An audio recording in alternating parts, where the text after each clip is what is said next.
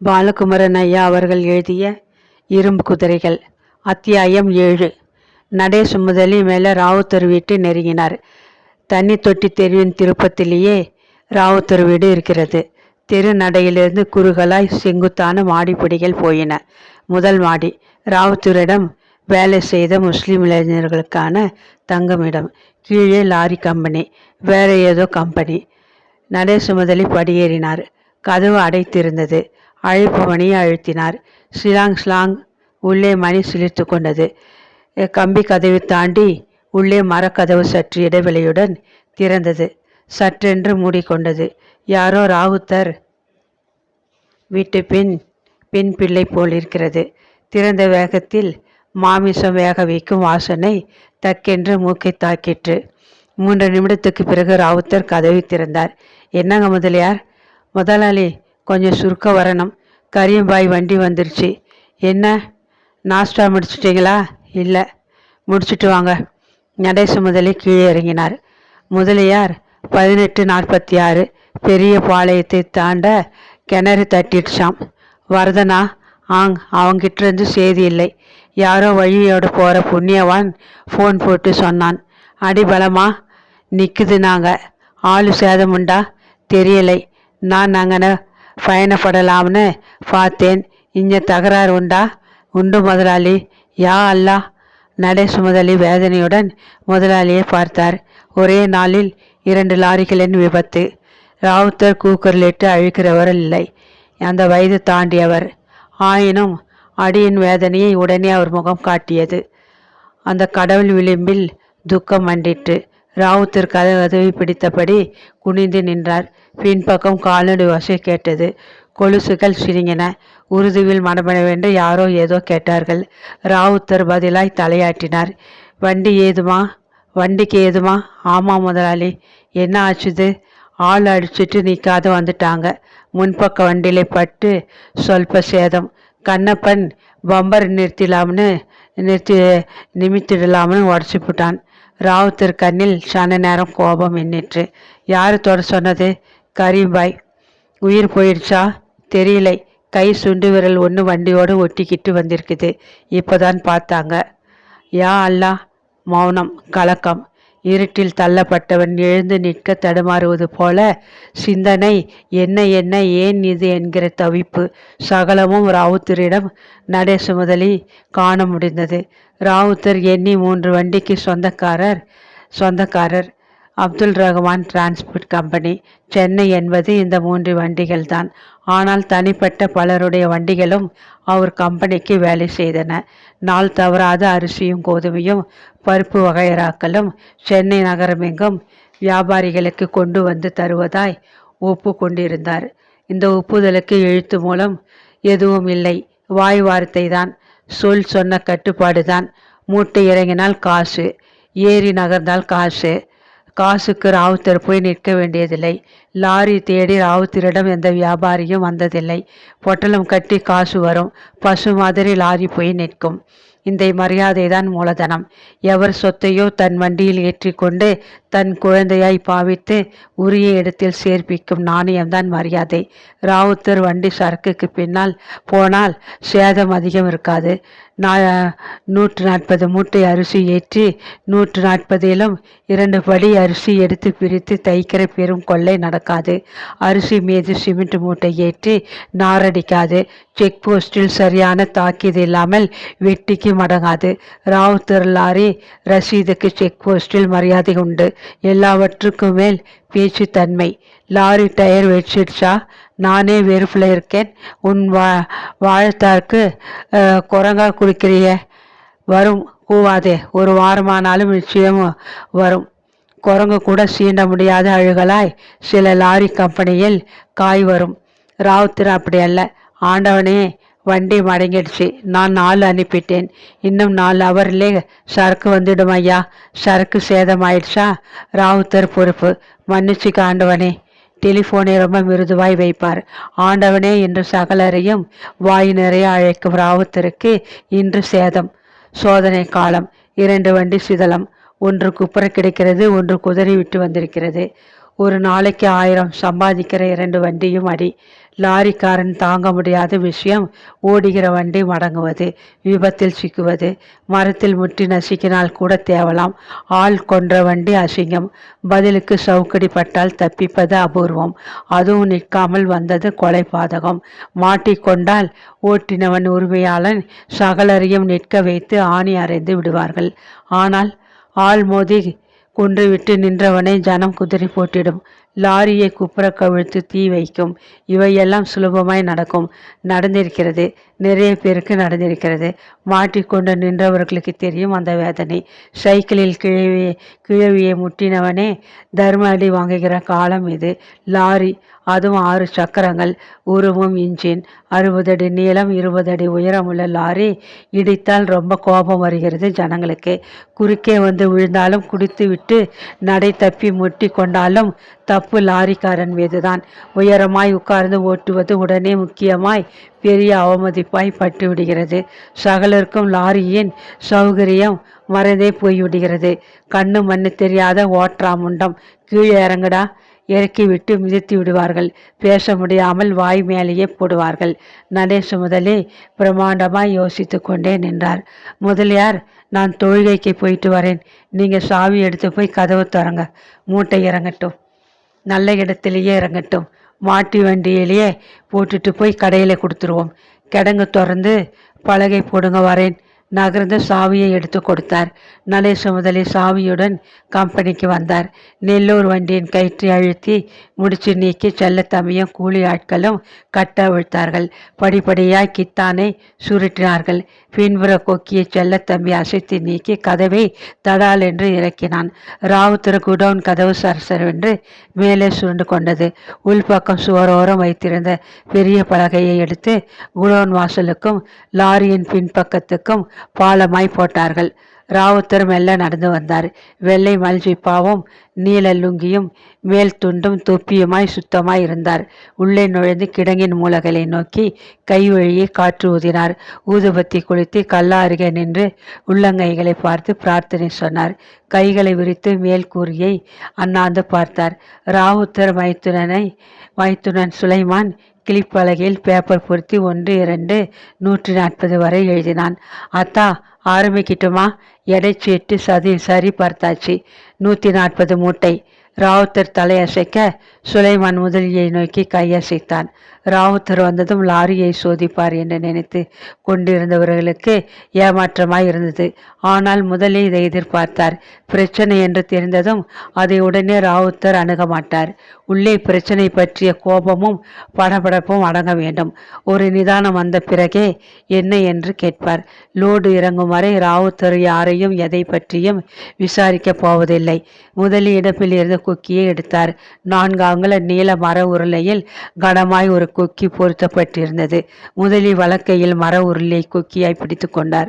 ஆள்காட்டி விரலுக்கும் நடு விரலுக்கும் நடுவே கொக்கியை எட்டி பார்த்தது. லாரியின் பின்பக்க பலகை தூக்கப்பட்டு சங்கிலியால் பிணைத்திருந்த காலி இடத்தில் முதல் மூட்டை தள்ளப்பட்டிருக்கிற அந்த முதல் மூட்டையை பலம் கொண்ட மட்டும் முதலி குத்தினார். நடைப்பலகையில் உட்கார்ந்திருந்தவர்கள் பரபரத்து எழுந்தார்கள். பெண்களும் குழந்தைகளுமாய் லாரியை சூழ்ந்து கொண்டார்கள். முதலி குத்தின இடத்தில் ஒரு திருகி ஓட்டையை பெரிதாக்கினார். வலிவுடன் இழுத்தார். மூட்டை 4 அங்குலம் சற்றென்று கிழிந்தது. பச்சரிசி உயர் ரகம். தடால் என்று தரையில் சரிந்தது. 6, 7 பெண்கள் முந்தானியை விரித்து பிடித்து கொண்டார்கள். முந்தானிகளை மீறி தரையில் அரிசி சிதறிற்று. சின்ன பையன்கள் தகர டப்பாவையும் மேல் துண்டையும் ஏந்தினார்கள். 10 கிலோ அரிசி சுலபமாய் சரிந்திருக்கும். முதலில் சற்றென்று மூட்டையை நிமிர்த்தி விட்டார். அரிசி சரிவு நின்றது. பெண்கள் இன்னும் அரிசி சிதறமோ என்ற ஆவலுடன் காத்திருந்தார்கள். முதலில் ஒரு குத்துதான், அடுத்த மூட்டை சேதமாக்க கூடாது, சுலைமான் கூவினான்.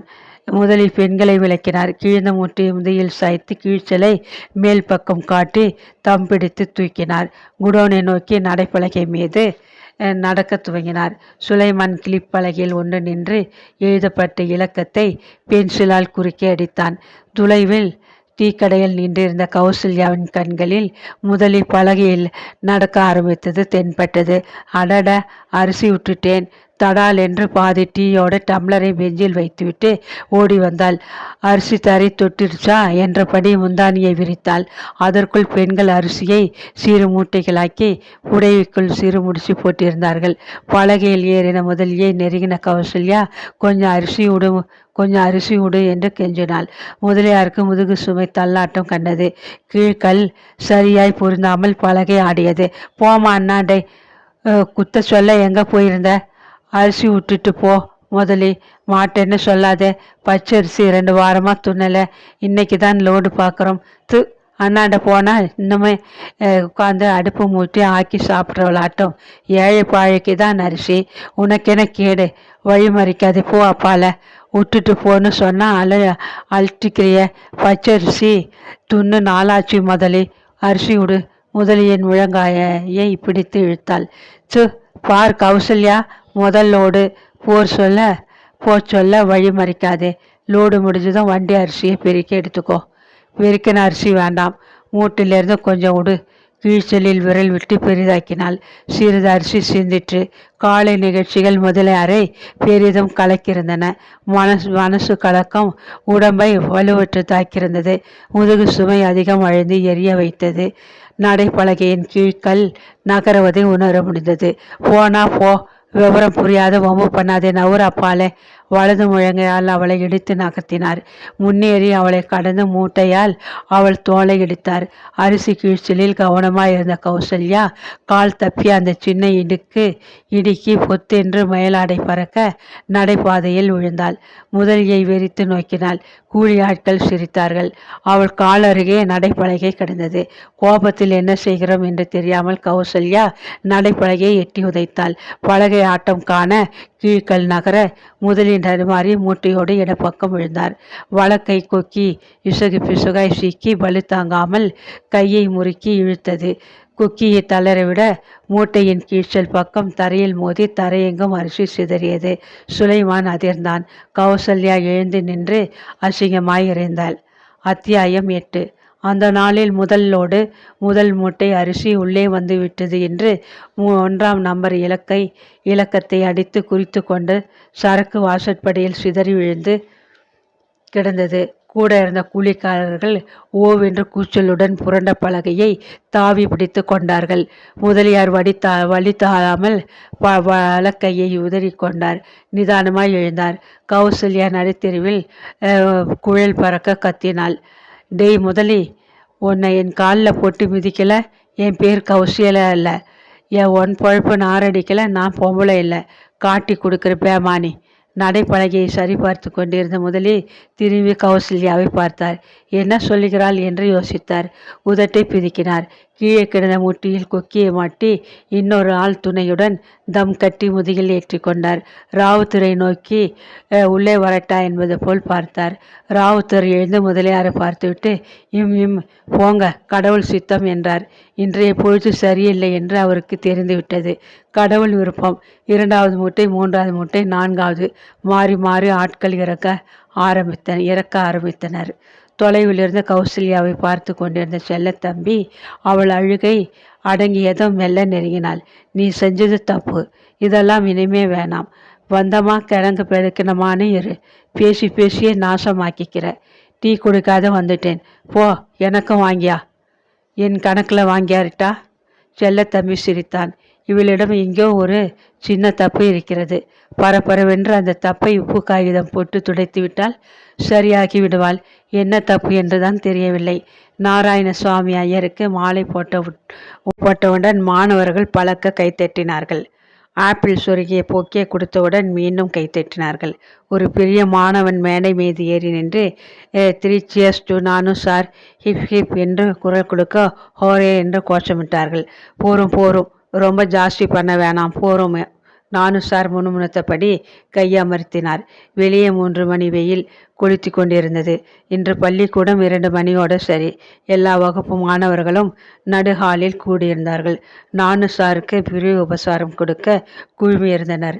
தலைக்கு 2 ரூபாய் போட்டு 2000 சொச்ச ரூபாய் கணக்கெடுத்து நானு சாருக்கு என்ன வாங்கலாம் என்று அவரையே கேட்டபோது பணமாக கொடுத்துடுங்க என்று சொன்னார்.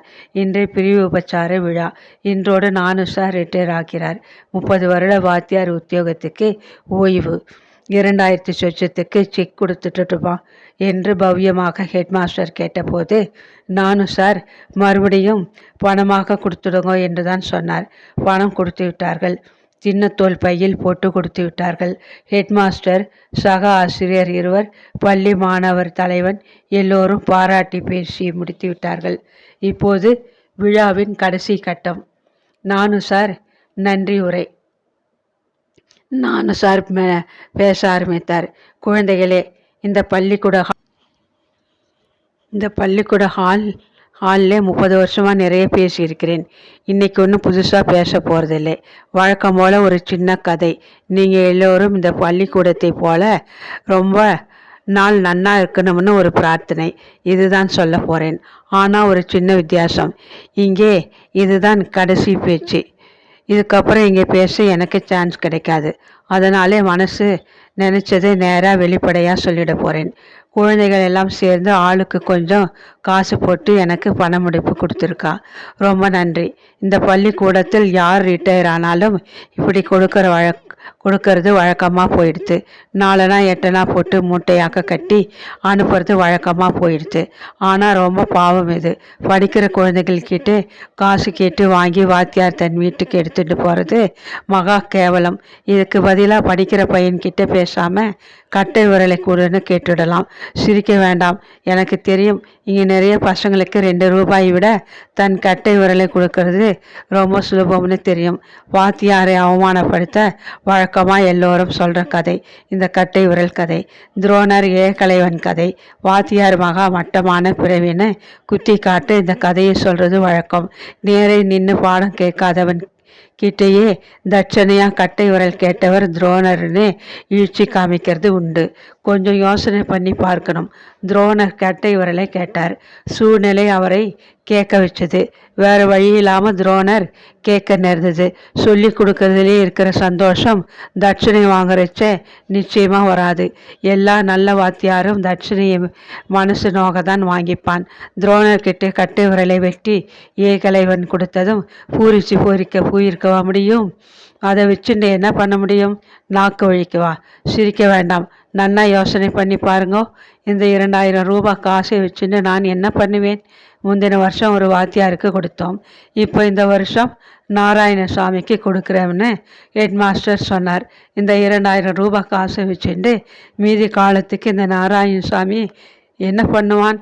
இந்த மன்னார்குடியில் ஒரு வீடு வாங்கி போடுவானா? நில நீச்சி படித்து போடுவானா? தங்கமாக வாங்கி போட்டிப்பானா? உடுத்திப்பானா? திம்பானா? ஒன்றுமில்லை. வாசப்படி தாண்டி என்னதும் கடன்கார அத்தனை பேரும் சூழ்ந்து வளைச்சி எடுத்துன்னு போயிடுவா. எனக்குன்னு ஒரு 20 ரூபாய் மிஞ்சினா அதிர்ஷ்டம். அதுவும் எவனோ ஒரு கடன்காரன் வரலேன்னு அர்த்தம். இந்த 2000 காசும் வெட்டி வச்ச கட்டை விரல் தான். காக்கா நாய் நரி தான் எடுத்துட்டு போகும். எனக்கு உதவாது. துரோணரை ஏதோ ஒரு சூழ்நிலை கட்டை விரலை ஏற்றுக்க வச்சுது. என்னையும் ஒரு சூழ்நிலை இந்த 2000 வாங்கிக்க செய்கிறது. சாமி, என் கட்டை விரல் உங்களுக்கு எதுக்கு? சாப்பாட்டுக்கு வழி இல்லைன்னு தானே பாண்டவர்கிட்ட போனீங்க. சோறு போடுறேன் வரீங்கன்னு துரோணர்கிட்ட அந்த ஏகலைவன் கேட்கப்படாதா? கேட்கலை. கேட்க தோணலை. கேட்டிருந்தா துரோணர் சரின்னு சொல்லியிருக்கலாம். வறுமை காரணமாக தான் துரோணர் பாண்டவர்களிடம் சேர்ந்தார். ஏகலைவன் கட்டை உரலை மனம் நொந்து தாட்சணியாகவும் கேட்டார். நானும் வறுமை காரணமாக தான் இந்த 2000 ரூபாய் காசை வேதனையுடன் கேட்கிறேன். 950 ரூபாய் சம்பளம் வேற யாராவது தரட்டும். தூக்கி நடுகாலிலே இந்த மூட்டையை போட்டுட்டு போயிடுவேன். குழந்தைகளிடம் ரிட்டையர் ஆகிற வாத்தியாருக்கு காசு கலெக்ட் பண்ணி வீட்டுக்கு அனுப்புறதை விட அடுத்த மாதம் அவன் சம்பாத்தியத்துக்கு ஏதாவது வழி பண்ணினேன்னா ரொம்ப சௌகரியமாக இருக்கும். யாருக்கும் அப்படி தோணாது. இதுவரை வரைக்கும் அப்படி தோணினது இல்லை. 2 ரூபாயோட போகட்டும், பீடைன்னு தான் தோணும். வேற வழி இல்லை. என்னடா கடைசி நாளன்னைக்கு போறச்சியும் இப்படி கத்திட்டு போறானே இந்த நாராயணசாமின்னு தோணும். இவன் பிறவி முசுறு, இவனுக்கு காசு மூட்டை கொடுத்ததே தப்புன்னு தோணும். துஷ்டன்னு படும். இது நான் பேசலை, என் வயிறு பேசுறது. இருட்டா இருக்கிற என் எதிர்காலம் கவலை பேசுறது. பென்ஷன் வரும், பிசாத்து 300 ரூபா. என்ன பண்ணுறது? அதை வச்சுட்டு 950 வந்த இடத்தில் 300 ரூபா காசு எந்த மூளைக்கு காணும்? சரி, இது என் கஷ்டம், என் வேதனை. இதை ஆத்திக்கிறதுக்கு சொல்லவில்லை. உங்களுக்கு நிஜம் தெரியணுங்கிறது தான் சொல்கிறேன். மற்றபடி என் அவல நிலை இங்கே யாருக்கும் எவருக்கும் எந்த காலமும் வர வேணாம், வரவே கூடாது என்று பிரார்த்தனை செய்து கொண்டு இப்பள்ளிக்கூடம் போல நீங்கள் வெகு நாள் புகழோடு வளமோடு வாழ வாழ்த்துகிறேன். நன்றி, ரொம்ப நன்றி என்று கூறி 2 கைகளையும் விரித்து அடித்து வானம் பார்த்து கை கூப்பினார். சில பையன்கள் அழுதார்கள், சிலர் உதட்டை கடித்து விசுவினார்கள், சிலர் காலில் விழுந்து கண்ணில் ஊற்றி கொண்டார்கள். நானும் சார் சலனம் இல்லாமல் நின்றிருந்தார். இனி வேலை இல்லை என்ற அடியை தாங்கிக் கொள்ள தமக்குள்ளே தம்மை ஆயத்தப்படுத்தி கொண்டிருந்தார். மன்னார்குடி முழுக்க நானு சார் பேசினதை பற்றி விவாதித்தார்கள். காரசாரமாய் கட்சி பிரிந்து சண்டையிட்டார்கள், பாராட்டினார்கள், தூற்றினார்கள். பெருமதிப்புக்குரிய நானு சாருக்கு வணக்கம் பல. பள்ளிக்கூட பிரிவு உபசார விழாவில் தாங்கள் பேசினதை கேள்விப்பட்டேன், வருந்தினேன். தங்கள் ஆசையால் நலமுடன் தற்போது சென்னையில் தனி கம்பெனி வைத்து நடித்து கொண்டிருக்கிறேன். நிர்வாகம் செய்ய ஆள் தேவைப்படுகிறது. தாங்கள் சென்னைக்கு வந்தால் என் கம்பெனியில் மேனேஜர் வேலை போட்டு தருகிறேன். முதலில் 500 ரூபாய் என்னால் தர முடியும். உங்கள் பென்ஷன் பணமும் இந்த 500 உங்களுக்கு உதவியாக இருக்கும் என்று நினைக்கிறேன். தங்களுக்கு விருப்பம் இருந்தால் மேற்கண்ட விலாசத்தில் என்னை சந்தியுங்கள். வேணும் விசா ஆசிர்வாதம். உங்கள் பழைய மாணவன் KR வடிவேலன். KR வடிவேலன் கடிதத்தை பள்ளிக்கூட பையனிடம் கொடுத்து வாத்தியாரிடம் சேர்ப்பிக்க சொன்னான். இரவு பஸ்ஸில் சென்னைக்கு போய்விட்டான். அவனுக்கு மண்ணையில் கை அகல நிலை இருந்தது. அதை விட்டு ரொக்கமாக்கி இடுப்பு பெல்ட்டு சுருக்கி கொண்டு போய்விட்டான். கடைசி சொத்தையும் விட்டு மன்னார்குடி பந்தம் முற்றிலும் அறுபட்டு போகும் துக்கம் அவனை பகல் முழுவதும் வாட்டியது. நானு சார் பேச்சு பற்றி கேள்விப்பட்ட போது 2 பேர் துக்கமும் ஒரே மாதிரி என்பதாய் பட்டது. கடிதம் எழுத வைத்தது. கூடவே வீடு வரை வருகிறோம் என்கிற பையன்களை நானு சார் தடுத்து விட்டார். நான் என்னடா காட்டுக்கா போகிறேன் கடைசி வரை வரத்துக்கு? இங்கே தானே வந்து போயிட்டுருப்பேன். பள்ளிக்கூட வாசல் வரைக்கும் வந்தால் போதும். பள்ளிக்கூட தெருவில் தனியே திரும்பி நடந்து வந்தார். மளிகை கடை, துணி கடை என்று ஏறி கணக்கு தீர்த்தார். 1ஆம் தெருவில் காயத்ரி எதிர்பட்டாள். காயத்ரி அவருடைய 2வது பெண். BSc கணிதம் 1 வகுப்பில் தேறிவிட்டு மன்னார்குடி டைப்ரைட்டிங் இன்ஸ்டியூட்டில் வேலை பார்த்து கொண்டிருந்தாள். 100 ரூபாய் சம்பளம் வந்தது. மூத்தவளுக்கு படிப்பு வரவில்லை. நன்றாய் சமைக்க கற்றுக்கொண்டாள். இளையவள் BCom கடைசி வருஷம். 3 பெண்களும் 3 ரத்தினங்கள். குடும்ப சூழ்நிலை புரிந்தவர்கள். வறுமையை எதிர்த்து சிரிக்கும் வாலிபோடு பிறந்தவர்கள். வார பத்திரிகை ஒன்று தவறாமல் படிக்கிறவர்கள். மன்னார்குடி டவுன் புழுக்கத்தில் மேற்கொண்டு வளர முடியாமல் தவிக்கிறார்கள். என்னப்பா ரொம்ப டல்லாவரே, மனசுக்கு கஷ்டமாயிடுதா? அதெல்லாம் ஒன்றும் இல்லைங்கிறேன். அப்போ கோவிலுக்கு போகலாமா? கடை தெரு பக்கமாக தானே போயிட்டு வரேன், வாயன் போகலாம். உனக்கு யார் மேலே கோபம்? கோபமா? ஒன்றும் இல்லை. நடுகாலிலே சவுக்கு வச்சுட்டு சொடர்னு சொடிக்கினேன். அதுக்கு பேர் கோபம் இல்லாமல் என்ன? கேட்டியா? ஓரமாக உங்கள் கண்ணுக்கு படாமல் நின்று கேட்டேன். நாராயணசாமி சிரித்தார். உனக்கு யார் மேலே கோபம்? 2 ரூபா கொடுத்தவன் பேர்லையா? 2 ரூபா கலெக்ட் பண்ணினவன் பேர்லையா? பள்ளிக்கூடத்து மேலேயா? கவர்மெண்ட் மேலேயா? இல்லை இந்த சோஷியல் செட்டப் மேலேயா கோபமா? 2 ரூபாய் கொடுத்த பையன் இது புண்ணியம்னு நினச்சி கொடுத்திருப்பான். உனக்காக அதை கலெக்ட் பண்ணின வாத்தியார் நாளைக்கு நமக்கும் இது மாதிரி நடக்கணுமேனு செய்திருப்பார். பள்ளிக்கூடம் நீ வேலை செஞ்சதுக்கு மாதம் தவறாமல்